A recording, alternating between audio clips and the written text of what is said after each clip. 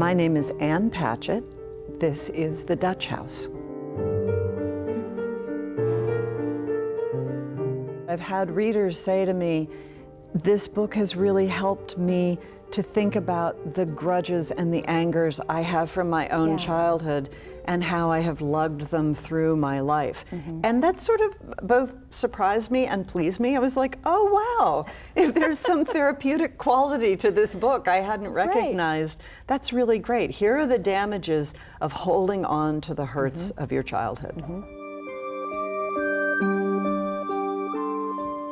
What was the spark that ignited this story for you? I started to think about the celebration of extreme wealth and the idea that there could be nothing in the world better than being the very, very richest person you could be. And thinking, wouldn't it be interesting to write a novel about someone who was in fact not interested in being blindingly wealthy?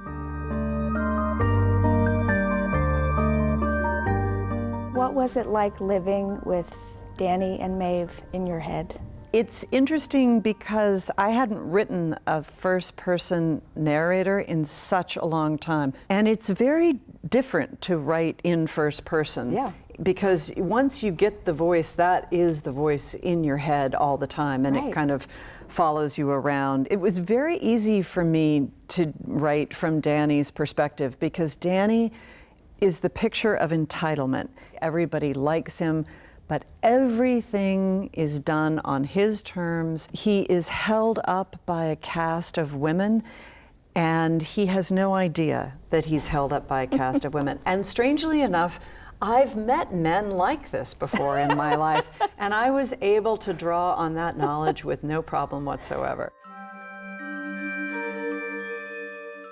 Where does this house's power come from? I think that for Danny and Maeve, it really comes from childhood. And there is something about your childhood home and your childhood perception of life that you think when you're a kid, this is the way it is, and this is the way it's always going to be. And so for them to get knocked out of this very, very grand life and then wind up in a tiny efficiency apartment that's really crummy. And there's a certain kind of violence with which they're banished. And so I think that that's really why the house becomes so important. Ann, thanks so much for being here. Thank you for having me. And thank you for joining us for A Word on Words. I'm Mary Laura Philpott. Keep reading.